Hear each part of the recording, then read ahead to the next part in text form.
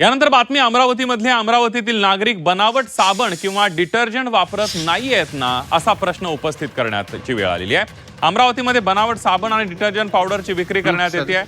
अमरावती शहर गुन्हे शाखेने या संपूर्ण प्रकरणाचा पर्दाफाश केला असून 2 अवैध साबण आणि पावडर बनवणाऱ्या कारखान्यांवर धाड टाकण्यात आली आहे। यामध्ये 71,20,000चं साहित्य पोलिसांनी जप्त केलंय। या प्रकरणी 4 आरोपींना अटक करण्यात आली आहे।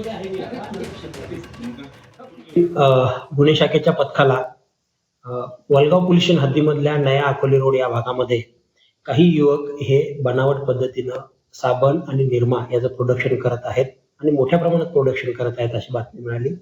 अशी बातमी मिळाल्यानंतर सविस्तर बातमीची हकीकत माननीय पोलीस आयुक्त सरांच्या कानावर टाकून त्यांची परमिशन घेऊन आम्ही पूर्ण पथक अशा ठिकाणी तिथं छापा मारला।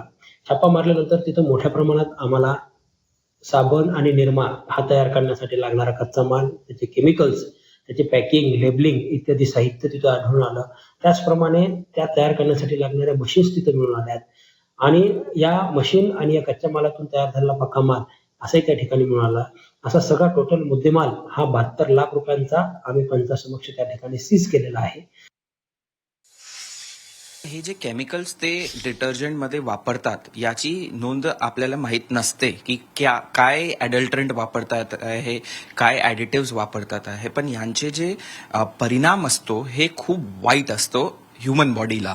सर्वात आधी जे कपडे धुतात ते बाईंना खूप आजार होतो हाताला, ज्याला आपण एक्झिमा किंवा हँड डर्मेटायटिस पण म्हणू शकतो।